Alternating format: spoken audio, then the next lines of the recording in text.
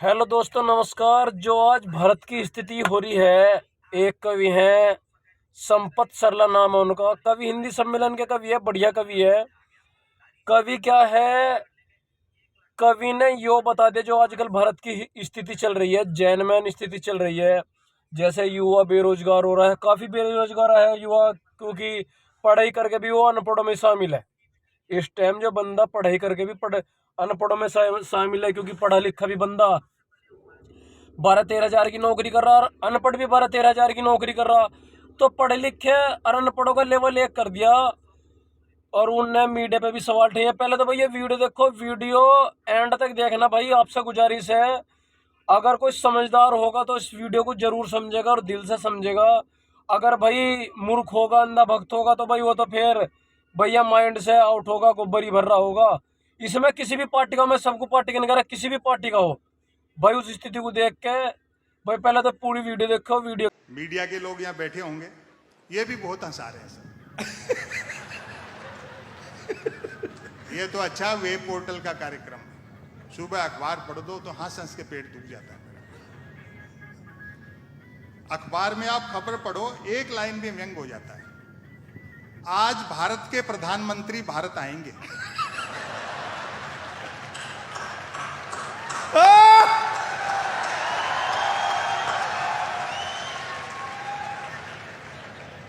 मैंने कहा भैया खबर बड़ी है, सेलिब्रेट करना चाहिए।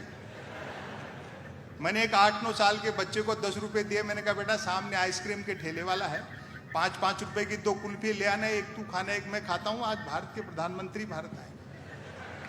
वो गया और एक कुल्फी खाता हुआ लौटा, बोला अंकल उसके पास सिर्फ 10 वाली थी, आप फिर कभी खा लेना। मैं सच बताऊं, मेरे 10 रुपए की चोट तो पड़ी, लेकिन मुझे उस दिन जीएसटी समझ में आ गई। और व्यंग पर तालियां तो अब आपकी अब उठेंगी। मैंने कहा बेटा, छोटी सी उम्र में इतना टैलेंट, चाय वाय बेचते हो क्या?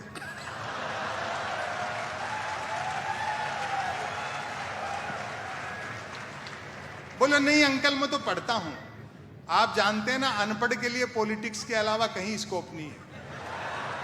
अच्छा है। मैंने कहा क्यों? साधु बाबा बन सकते हो, डेरा आश्रम खोल सकते हो, कथा प्रवचन कर सकते हो। इस बार जो बच्चे ने जवाब दिया, आपकी मोहब्बत मिले। बोले अंकल वो तो और मुश्किल है। साधु बाबा बनने, डेरा आश्रम खोलने, कथा प्रवचन करने के लिए सिर्फ अनपढ़ होना ही काफी नहीं है, अज्ञानी होना भी जरूरी है।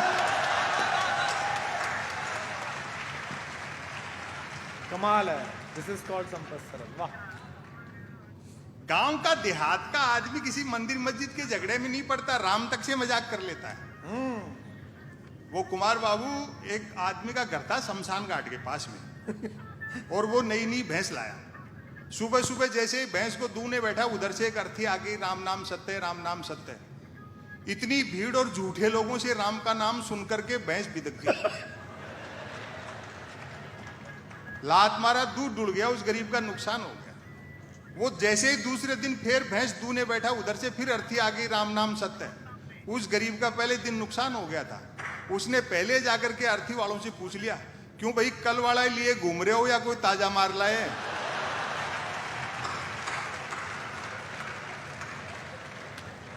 तो अपनी सुविधा के हिसाब से मार लेते हैं, अपनी सुविधा के हिसाब से मुर्दा जिंदा कर लेते हैं। आए हाय आए हाय आए हाय। लेकिन चीजें बदलेंगी भी, ऐसा कुछ नहीं है। जैसे इंडिया डिजिटल होने से कई फायदे हो गए। आप न सिर्फ 1 करोड़ का लोन 59 मिनट में ले सकते हैं, बल्कि 59 करोड़ का लोन लेकर के 1 मिनट में भाग भी सकते हैं।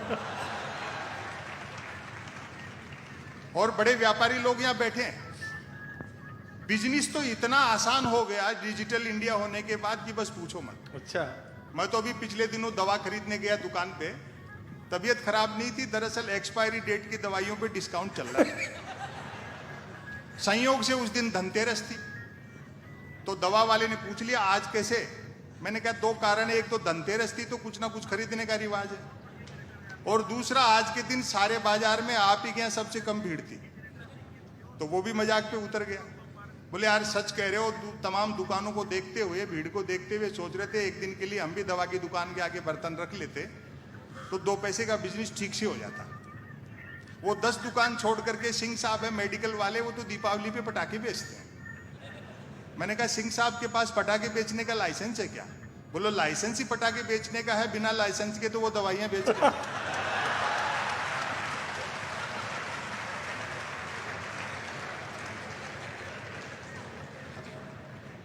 इसलिए है बेकार के बहकाव में मत आओ, होंगी चीजें ठीक होंगी। जैसा अभी बताया, अभी बुलेट ट्रेन चलेगी, सुनते हैं उसका किराया भी कम होगा और वो सवारियां लेने भी घर घर जाएगी। और प्रधानमंत्री ने गुजराती दिमाग लगाया है। जापान के प्रधानमंत्री शिंजो आबे से बुलेट ट्रेन के लिए कर्ज भी 50 साल के लिए मांगा है। वो जानते हैं 50 साल बाद न देने वाले बचेंगे न लेने वाले बचेंगे।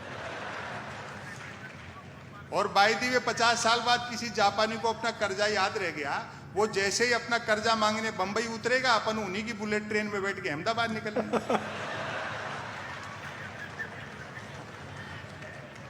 और प्राइम मिनिस्टर ने साफ कह दिया कि भैया हमें इसमें सवारियां नहीं बिठानी है, ये चुनावी रेल है, इसलिए फटाफट चला, भले ही पटरी वटरी बाद में बिछाते रहे। हम चढ़ना हिमालय पे चाहते हैं लेकिन मुंह हिंद महासागर की तरफ है। हाय हाय हाय, वाह वाह वाह। आपको ध्यान होगा 2015 में शिंजो आबे आए थे तो मोदी जी ने बुलेट ट्रेन के समझौते पे हस्ताक्षर किए, और अगले दिन मोदी जी ने शिंजो आबे को ले जाकर के बनारस में 3 घंटे तक गंगा आरती दिखाई। 3 घंटे तक गंगा आरती देखने के बाद शिंजो आबे बोले, मोदी जी जब आप लोगों के पास इतनी फुर्सत है तो काहे को बुलेट ट्रेन चला रहे?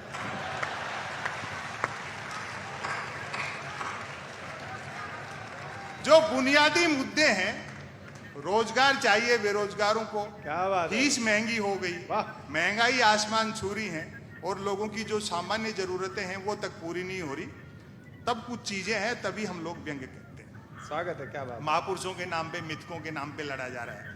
आप ही के शहर के एक बड़े नेता ने ये कह दिया, भाई बापू का आजादी के आंदोलन में कोई योगदान नहीं रहा। तो हमने उसका बुरा नहीं माना कि भाई हो सकता है खुद के बापू के लिए कह रहे हैं।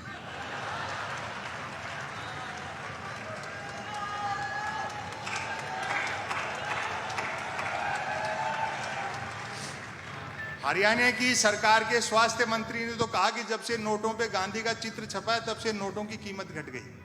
यही भारतीय प्रजातंत्र की खूबसूरती है कि शारीरिक और मानसिक रूप से बीमार आदमी भी स्वास्थ्य मंत्री बनाया जाए।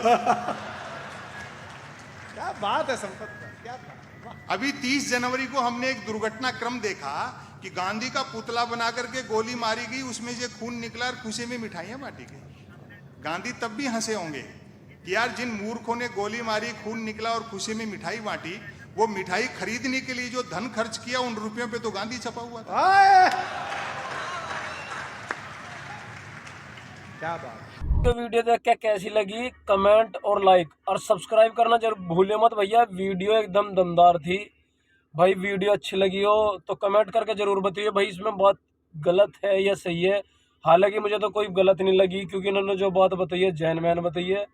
धन्यवाद, आदाब, नमस्ते, जय भीम, सत श्री अकाल।